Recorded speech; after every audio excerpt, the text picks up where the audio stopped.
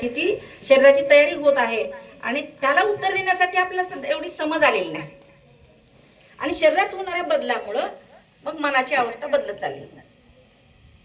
मग याच्यामध्ये काय करूया, तर या किशोर वयात होणाऱ्या बदलाकडे सकारात्मक बघूया. आता मुलींच्या बाबतीत बघत असो तर मी एक स्त्री होणार आहे आणि मी स्त्री आहे याचा मला अभिमानच आहे. मुलांना पण मी पुरुष होणार आहे, आता मी पुरुषांच्या दिशेने माझी वाटचाल चालू आहे आणि माझ्या शरीरात होणारे हे जे बदल आहेत हे मी स्वीकारणार आहे. स्वीकारा म्हणजे आनंद होईल. जर आपण हे स्वीकारलं तर चुकीचे मार्ग पण सापडणार नाही. चुकणारी या वयात चुका होणारी मुलं जास्त असतात किशोर वयामध्ये. आपण होणाऱ्या बदलाकडे जर सकारात्मक बघितलं तर आपल्याकडून अनेक गोष्टी चांगल्या घडू शकतात. मग या वयात काय काळजी घेऊया? या वयात सगळ्यात महत्वाची आहे आहाराची काळजी. आता बऱ्याचशा मुलं मुली असतात की त्यांना ठराविक पदार्थ आवडतात, जिभेला जे आवडते छान लागते तेच आपण खातो, बरोबर आहे की नाही? आवडीचे पदार्थ.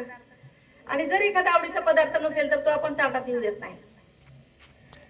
पण आपण विचार केला हा मधला टप्पा आहे असं म्हणालो आपण, पौंगड अवस्था. या वयामध्ये आपल्याला सगळ्या घटकांची गरज आहे.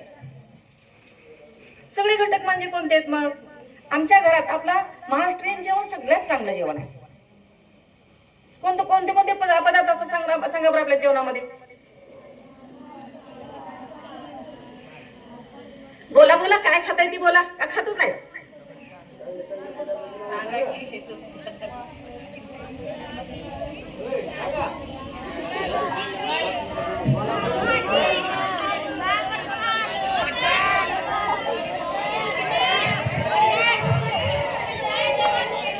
बरोबर बरोबर.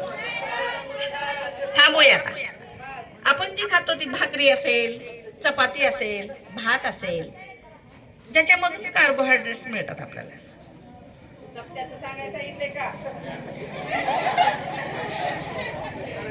त्याच्याबरोबर आपल्या घरामध्ये डाळ आणि भात प्राधान्यक्रमाने आपल्या जेवणामध्ये आहेच आहे ना. शालेय पोषण आहार मध्ये आपल्या भात आहेच. ह्या ज्या डाळी आहेत या डाळीमधून आपल्याला भरपूर प्रमाणात प्रथिने मिळतात ज्याची शरीराला गरज आहे. दुग्धजन्य पदार्थ, दूध, दही, तूप, ताक, ह्या सगळ्यांची शरीराला गरज आहे. मी तुम्हाला आता बोलू नका, परस्परात बोलू नका, परस्परात बोलू नका. बोला म्हणलं की थोडं बोलायचं आणि पुन्हा जास्त नको म्हणलं की बोलायचं. मग जसं चपाती, भाजी, पोळी, भात, वरण आहे ह्याच्या बरोबरच पालेभाज्या, फळभाज्या,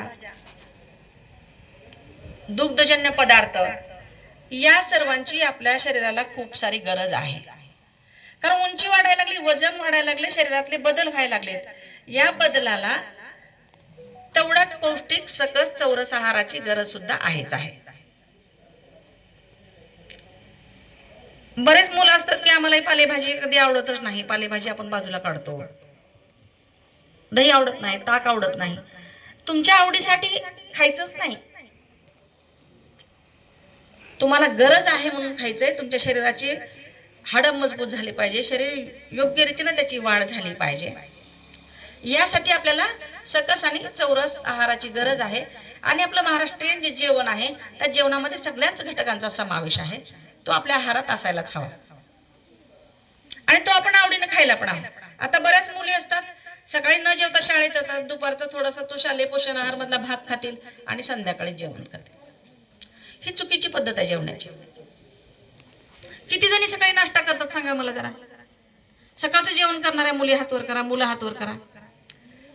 सकाळी शाळेत येताना जेवण करून येते असे किती जण आहेत बघा. बघा अगदी बोटावर मोजणे इतके आहेत. पण आपण रात्री समजा 9-10 वाजता रात्रीचं जेवण किती वाजता असतं आपलं? 7-8 वाजेपर्यंत. आपण त्याच्यानंतर झोपलो, सकाळी 6-7 ला उठलो, त्याच्यानंतर पुन्हा दुपारपर्यंत आपण काहीच नाही खाल्लं तर शरीर आपलं कसं आहे? कारण त्याला गरज आहे.